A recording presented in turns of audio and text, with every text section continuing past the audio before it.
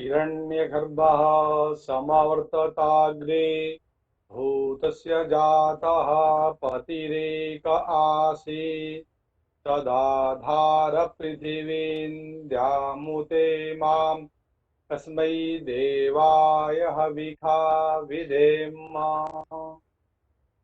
सच्चिदानन्दरूपाय विश्वोत्पत्त्यादिहेतवे तापत्रय विनाशाय श्री कृष्णाय वयं नुमः। सर्वेभ्यो नमो नमः।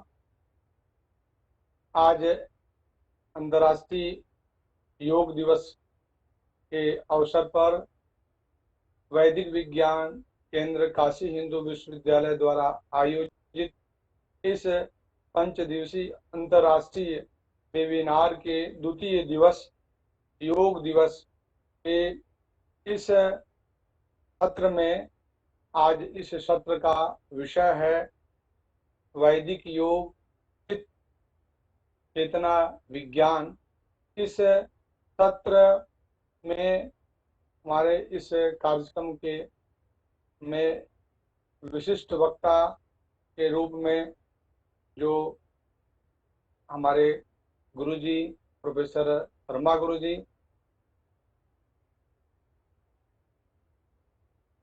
डॉक्टर अजय तिवारी जी, जिनका व्याख्यान अभी हम लोगों ने सुना।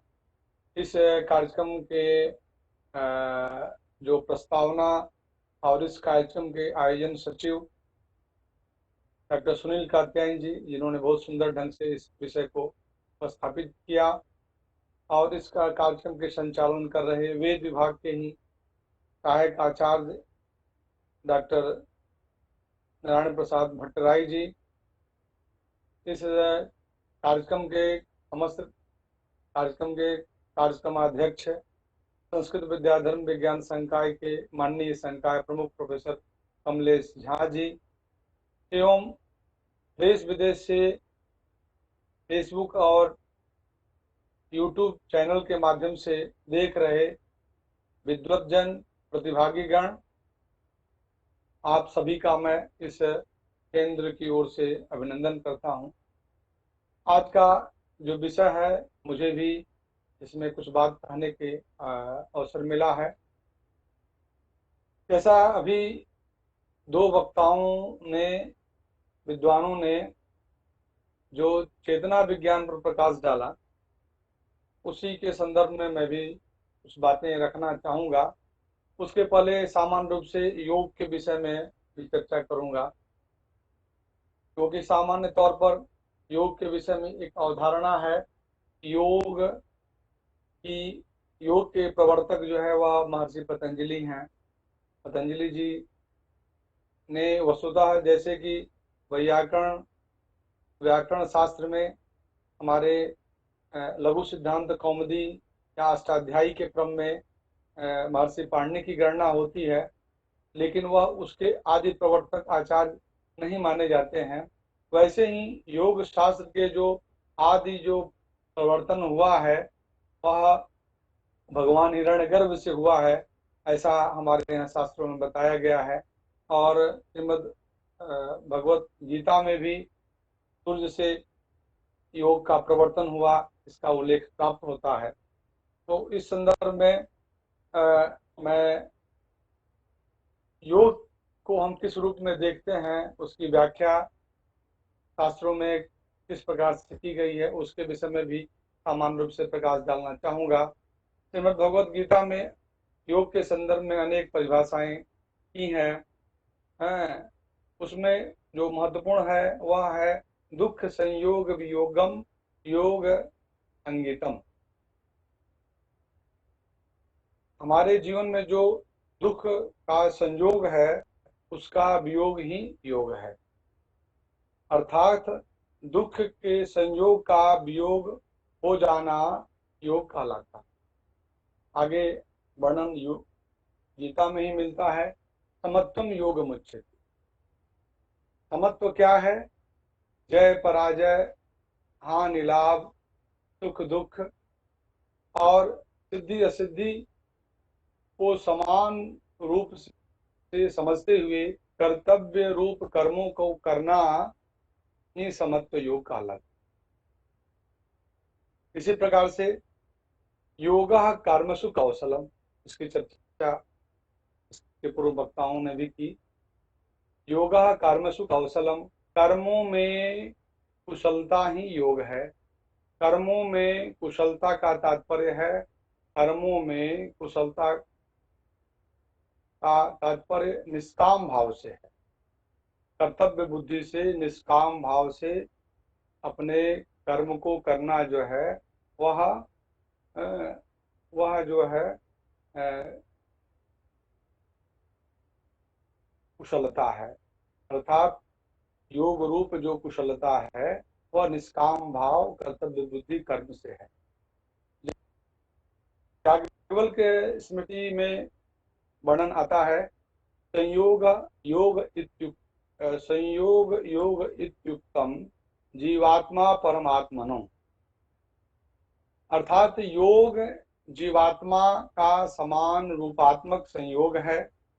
समान रूपात्मक का अर्थ यहाँ पर यह है कि परमात्मा जो बंधन से मुक्त, निर्लिप्त आदि है, कर्तुम अकर्तुम अन्यथा कर्तुम तक समर्थ है, उसी प्रकार जीवात्मा में वो कर्तृ भाव का वो नहीं, मैं यहाँ पर मुक्त और निर्लिप्त भाव के रूप में बताना चाहूंगा कि परमात्मा जो बंधन से मुक्त, निर्लिप्त आदि है, उसी प्रकार जीवात्मा भी अपने अज्ञान, वासना, बंधनों आदि से रहित होकर परमात्मा के तुल्य हो जाए। यह याज्ञवल्क्य स्मृति में कहा है कि उसे योग कहते हैं। महर्षि पतंजलि ने जो योग के विषय में कहा, योगश्चित्त वृत्ति निरोधा तद्वा द्रष्टुः स्वरूपे अवस्थानम, चित्त के वृत्ति के निरोध को योग कहते हैं। यदि सब वृत्तियों का निरोध हो जाए तो दृष्टा पुरुष जीवात्मा अपने स्वरूप में स्थित हो जाता है। इसीलिए शास्त्रकार ने कहा है, ज्ञानम मूलम तपः सारम स्वस्थम द्वंद्वनाशनम, स्वस्थम द्वंद्वनाशनम मुक्तम द्वेषश्च रागश्च योग इत्यभिधीयते। जो ज्ञान का मूल है, तप का सार है, तत्वगुण से युक्त है, द्वंद्व भावों का नाशक है तथा राग और द्वेष से शून्य है, उसे हम योग कहते हैं। योग के अनेक संप्रदाय कहने से अनेक आज कालांतर के आचार्यों के क्रम में उसका विस्तार हुआ और अनेक संप्रदाय के क्रम में हम योग के स्वरूप को हम देखते हैं। जैसे हठ योग है, हठ योग में जो है षटकर्म है, धौती, बस्ती, नेति, काटक, नौली और कपालभाति इत्यादि हम क्रिया करते हैं। मंत्र योग है, मंत्र योग की चर्चा एक तरह से अभी हमारे दोनों विद्वत जनों ने, प्रोफेसर कात्यायन जी ने, डॉक्टर अजय जी ने और संचालक महोदय ने भी उसकी ओर एक तरह से इंगित किया। वो सब मंत्र योग के अंतर्गत बात आती हैं, क्योंकि मंत्र योग जो है ऋषि जो है वह मननात् मंत्र कहा, ऋषि जो है उन मंत्रों का निदर्शन करते हैं और वाणी का जो यम है, वाणी का जो तप है, उसकी भी चर्चा हमारे पूर्व वक्ताओं ने कहा। वह भी वो सब एक तरह से कहा जाए तो उस मंत्र योग के व्यापक क्षेत्र के अंतर्गत वह समाहित होगा। और हम जितने भी अनुष्ठानात्मक जो नित्य नैमित्तिक काम इत्यादि जो कर्म करते हैं और उसके अनुष्ठान में जो मंत्रों के उच्चारण होता है, वो भी एक तरह से देखा जाए तो मंत्र योग के अंतर्गत उसका समायोजन हो सकता है। इसी प्रकार से लय योग है। लय योग में जो है नाद बिंदु, अमृत बिंदु, ध्यान बिंदु एवं शैव शाक्त मतानुसार अनेक ग्रंथों में इस योग का वर्णन किया गया है। नाद बिंदोपनिषद जो है इस एक तरह से संप्रदाय का जो है मुख्य ग्रंथ है। और आगम शास्त्र में भी योग का जो एक तरह से जो विशेष जो या विशिष्ट जो पक्ष है वह जो है वह है लय योग में। ये उसके स्वरूप हमें मिलता है। सिद्ध योग है, तंत्र योग है, कुंडलिनी योग, महायोग आदि अनेक योग के जो संप्रदाय हैं उसमें योग की परिभाषा और योग के स्वरूप का विवेचन अपने अपने ढंग से प्रस्तुत किया है आचार्यों ने। देखिए, योग का इन सारे परिभाषाओं से जो अर्थ सार रूप में जो आती है बात, वह यह है कि हम आत्म तत्व को जानते हुए उसको जाने समझें और उसको जानते समझते हुए अपने कर्तव्य बुद्धि से कर्मों को करते हुए उस परमात्म तत्व तक पहुँचे हम, या पहुँचने के मार्ग की वो अनुसरण करें और वहाँ तक पहुँच जाएं, तो यह योग के समग्र विषयों को उपस्थापित करता है। उसी में यह जो चेतना जो विज्ञान है, जैसा कि हमारे एक पूर्व वक्ता डॉक्टर अजय तिवारी जी ने जो अपने बातों को रखा कि यह जो जड़ है, जड़ और चेतन रूप, जड़ अकेले उसकी स्वयं की सत्ता नहीं है और उसमें जब तक चेतना नहीं होगी तो उसमें वह शक्ति का आधान नहीं कर पाएगा, उसमें कोई क्रिया व्यापार नहीं हो सकता है। जैसे कि उन्होंने उसके अनेक उदाहरण दिए। तो हमारे यहाँ वेदों में ईशावास्योपनिषद में मंत्र आता है, ईशावास्यमिदं सर्वम यत्किंच जगत्याम जगत न त्यक्ते न भुंजिता मागृदा कस्य स्विधन। वहां पर भी यह इस मंत्र में स्पष्ट किया गया है कि यह जो संपूर्ण जो जगत है वह ईश्वर की सत्ता उस प्रत्येक पदार्थों में भी, प्रत्येक प्राणियों में तो है ही, प्रत्येक जड़ में भी जो है वह व्याप्त है। इस मंत्र से इस अर्थावबोध होता है।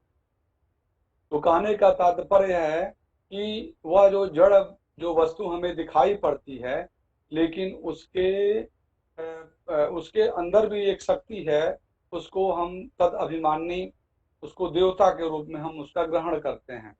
यहाँ तक कि जितने भी व्रत पर्व त्योहार अनुष्ठान इत्यादि जितने भी हम क्रियात्मक जो व्यापार करते हैं, वहाँ पर जो संपूर्ण कर्मों में देवत्व के रूप में ही उसको देखते हुए हम उसको करते हैं, पूजते हैं।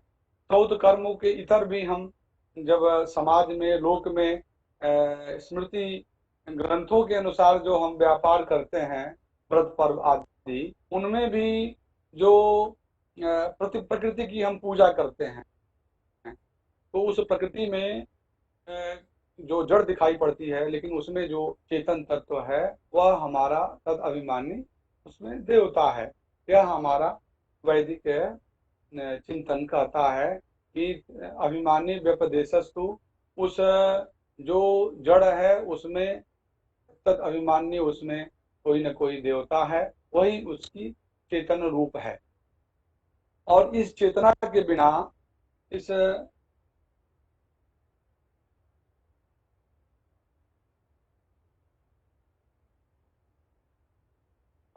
चेतना के बिना यह संसार अधूरा है। तो उसके बिना हम कोई जितना भी आप ज्ञान विज्ञान है, जैसा कि हमारे अजय जी ने भी बताया कि सामान्य तौर पर हम कार चलाना, और कार जब बिगड़ गया तो उसको बनाना, चलाना ज्ञान है, और उसको बनाना जो है वो विज्ञान है। तो जो विज्ञान हम कहते हैं, कोई भी दो तत्वों को मेल से एक नई ऊर्जा की उत्पत्ति होती है, तो यह जो विज्ञान है, और उसमें जो ऊर्जा है वो एक चेतन भाव है। वो कहाँ से प्राप्त होती है? आज का जो आधुनिक विज्ञान है वो उसी को तलाश रहा है, और उसी चेतना विज्ञान में वह काम कर रहा है। तो यह आज का जो विषय है, उस संदर्भ में हम जब योग की दृष्टि से जब हम इस पर विचार करते हैं तो हम इस चेतना को दो रूप में देखते हैं, एक व्यावहारिक दृष्टि से और एक पारमार्थिक दृष्टि। व्यावहारिक दृष्टि से जब हम चिंतन करेंगे तो उसमें जो है हमारा मन, बुद्धि और अहंकार का स्वरूप हमें प्राप्त होता है। और पारमार्थिक दृष्टि से जब हम उस चित्त के स्वरूप को हम जो देखते हैं, उस परमात्म स्वरूप को देखते हैं, तो वह त्रिगुणातीत है। वह त्रिगुणातीत है। वह क्या है? वह ही जो है सत्य है, चित्त है और आनंद रूप आत्मा। और उस क्रम में जब हम, यद्यपि उसके जब हम सामान्य ढंग से चित्त को तो हम परमात्मा के स्वरूप को का ही हम अध्याहार करते हैं। और इस संदर्भ में हमारे पूर्व वक्ताओं ने अपने बातों को बहुत सहज ढंग से रखा। हम एक, यद्यपि इस विषय से भिन्न होते हुए भी उससे योग से जुड़े हैं, इसलिए उस पर भी हम प्रकाश डालेंगे। देखिए, हमारी चित्त की जितने भी वृत्तियां हैं, उसी को निरोध के लिए तो ये संपूर्ण साधन अष्टांग योग के बताए गए हैं। तो उन चित्त के जो वृत्तियां हैं, उन चित्त की योग शास्त्र में, योग दर्शन में पंच उसकी भूमियां हैं, पांच उसके जमीन कहिए, उसके आधारभूत जो का स्वरूप है, वह है क्षिप्त है, मूढ़ है, विक्षिप्त है, एकाग्र और निरुद्ध है। कि ये एक तरह से समझा जाए कि चित्त को समझने के लिए यह बहुत ही सूक्ष्म दृष्टि से योग शास्त्र में उसका विवेचन है। और उसकी अनेक अवस्थाओं का भी वर्णन प्राप्त होता है, जैसे जागृत अवस्था, स्वप्नावस्था, सुषुप्ति अवस्था, और समाधि पाद में आप जाइए तो संप्रज्ञात समाधि, असंप्रज्ञात समाधि, विवेक ख्याति की अवस्था, प्रतिप्रसव की अवस्था, इत्यादि इत्यादि। तो कहने का तात्पर्य यह है, इन सबका जो सार, जो क्रम है योग की दृष्टि से, वह आता है हमारा जो मन को एकाग्र हम कैसे बनाने। और मन जब हमारा एकाग्र होगा तो इन चित्त के भूमियों की अवस्थाएं भी हम एकाग्रता को प्राप्त करेंगी। और उसमें जो, जैसे कि समुद्र में लहरें जब आती हैं और लहरों के बाद जो एक शांतावस्था जो प्राप्त होती है, वह चित्त की सात्विक अवस्था है। इसमें भी जो है सात्विक है, राजसी है और तामसी, अनेक अवस्थाओं का जो गुण के हिसाब से वृत्तियों का प्रभाव भी और उसका जो स्वरूप बदलते हैं, इन सब का भी विवेचन योग शास्त्र में किया गया है। तो जागृत अवस्था में, जैसे हमारे एक वक्ता ने शिव संकल्प सुख का जो मंत्र का उच्चारण किया, जज्जाग्रतो दूरम उदय, जज्जाग्रतः दूरम उदयति। यत जागृत अवस्था में जैसे हमारा मन जो है वह दूर चला जाता है, तथैव सुप्तस्य तथैव एति, वैसे ही सुप्तावस्था में भी वह मन हमारा अत्यंत दूर चला जाता है। दूर से तात्पर्य है कि वह शरीर से दूर चला जाता है, यह भाव है। दूर, और उसको कहा कि दूरंगम है, वह अत्यंत दूर जाने वाले कारण उसको दूरंगम कहा गया है। वैसे जो दूरंगम, जो दूर जाने वाला जो मन है, वह तत् में मनः शिव संकल्पमस्तु, वह मेरा मन जो है शुभ संकल्पवान होवे, शिव संकल्पवान होवे। तो आज का जो विषय जो चेतना विज्ञान, चित्त विज्ञान, तो चित्त विज्ञान से तात्पर्य यह है कि जब जीवात्मा के रूप में जो आत्म तत्व है, उस वह भी चित्त का एक अंश है और वो चेतन है। और जो परमार्थिक दृष्टि से जो परमात्म तत्व है, वह तो सच्चित आनंद रूप में है। लेकिन उसके साथ जब वह व्यवहारिक सत्ता में जब वह चिद रूप में जब रहता है तो वह उसमें जो सत्य रज तम तीनों का उस पर प्रभाव रहता है और उन तीनों के प्रभाव से गुण कर्म के हिसाब से उन कर्मों का विभिन्न रूप दिखता है। लेकिन जब वह पारमार्थिक सत्ता में जब वह चित्त स्वरूप जो प्राप्त को करता है या जो चित्त का जो स्वरूप है वह वो एक तरह से परमात्मा तत्व के रूप में वह स्थापित करता है। जैसे हमारा जो शरीर है, गीता में कहा गया कि वासांस जीर्णानि विहाय, जो जो प्रसिद्ध जो श्लोक है कि जैसे हमारा जो शरीर है वह शरीर अपना नाम रूप जो है शरीर जो है त्यागता है, आत्मा तो मरती नहीं है। आत्मा अपने शरीर का आत्मा उस शरीर का त्याग करती है लेकिन अपने सत्ता का वो त्याग नहीं करती है। वह एक शरीर को छोड़ करके दूसरे शरीर में वो ग्रहण करती है। तो यह जो आत्म तत्व का जो सद रूप है वह तब तक ही हमारे हमसे जुड़ी रहती है वह जब तक वह जिस पर उसके तीनों गुणों का उस पर प्रभाव रहता है। लेकिन जब वह अपने मूल स्वरूप में जो परमात्म तत्व की ओर जब को स्थिर करती है तब वह गुणातीत हो जाती है, वो गुण का प्रभाव उन पर नहीं पड़ता है। तो सांसारिक जीवन में इस चेतना विज्ञान का भी अत्यंत महत्व है, क्योंकि वह चेतना न रहे तो जैसे हमारा जो शरीर है इसमें प्राण तत्व अगर न रहे, प्राण तत्व भी एक चेतना है, तो प्राण तत्व न रहे तो नाम राम नाम सत्य हो जाए। हम शरीर को तुरंत भी 2 घंटे 4 घंटे भी नहीं देखते हैं और फिर शरीर को ला करके हम अंत्येष्टि क्रिया करते हैं। तो शरीर तो वही है, सारा स्वरूप है, उसके सारे पार्ट्स हैं।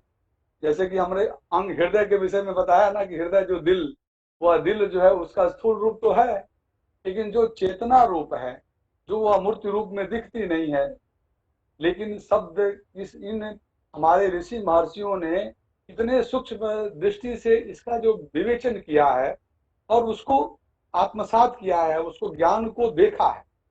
क्योंकि ऋषिया मंत्र दृष्टारः नत्तु कर्तारः, जो ऋषि जो है अपने प्रज्ञा चक्षु से, अपने इस योग बल से, योग के तप बल से उसका निदर्शन किया, उसको देखे और उसको जो है उसको आत्मसात किया और उस अनुभव जन्य को हमको बताया, समाज को बताया। और उसके बाद से कालांतर में जो अनेक जो ऋषि हुए उन लोगों ने इन योग की संप्रदाय के इस परंपरा को आगे बढ़ाए। आज हमारे पूर्व के वक्ता और कात्यायन जी ने इसका बहुत सुंदर ढंग से इसकी पृष्ठभूमि को रखा। मैंने भी संक्षिप्त में यह बताने का प्रयास किया कि जो वैदिक योग जो चेतना विज्ञान है वह तद अभिमानी व्यपदेशस्तु के भाव से प्रत्येक जड़ में जो चेतनत्व की जो दृष्टि है वह ही चेतना है, लेकिन वह आत्म तत्व रूप में है। लेकिन जब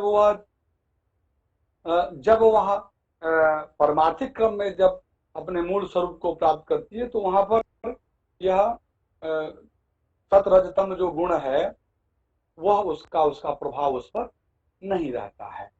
तो आज ये व्याख्यान का यह सूक्ष्म में मैं अपनी बातों को यहाँ रखा और हमारे बीच देखिए आज उद्घाटन सत्र में भी थे हमारे बीच ब्रिटेन से आचार्य कृष्णकांत अत्री जी भी जुड़े हुए हैं। मैं आपको सादर प्रणाम करता हूँ। मैं ब्रिटेन में जब गया था तो आपसे संपर्क हुआ। आप वस्तुतः योगी पुरुष हैं, इनका जीवन जो है ये तो सेना में है लेकिन इनका जीवन एकदम योग के अनुसार अनुशासित है और निरहंकार रूप है। जो क्योंकि हमारे यहाँ याग के विषय में कहा गया, याग को महर्षि कात्यायन ने कहा है द्रव्यम देवता त्यागः, द्रव्यम देवता त्याग, द्रव्य को देवता का उद्देश्य करके त्याग जो है वो याग है। कि त्याग की जब सूक्ष्म दृष्टि से विवेचना कात्यायन जी करते हैं तो कहते हैं कि सत्व की निवृत्ति जो है वो त्याग है। सत्व मन अहंता का त्याग, और योग, योग तो वही है अहंकार की निवृत्ति। तो यह योग में जो अहंकार जो है, इस महापुरुष में, इस आचार्य जी में जो है अहंकार नहीं दिखता है कहीं से। यह इनकी सबसे बड़ी विशेषता है। हमारे बीच जुड़े हुए हैं, मैं पुनः आपका अभिनंदन करता हूं। और जितने भी हमारे इस इस कार्यक्रम में जुड़े हुए, देखिए हमारे यूट्यूब से और फेसबुक चैनल से हजारों हजारों की संख्या में हमारे इस सेंटर के जो फॉलोवर हैं वो जुड़े हुए हैं। देश विदेश से लोग जुड़े हुए हैं। मैं सबका आज के इस द्वितीय सत्र में अभिनंदन करते हुए अपनी वाणी को विराम देता हूँ। जय तो संस्कृतम, जय तो भारत।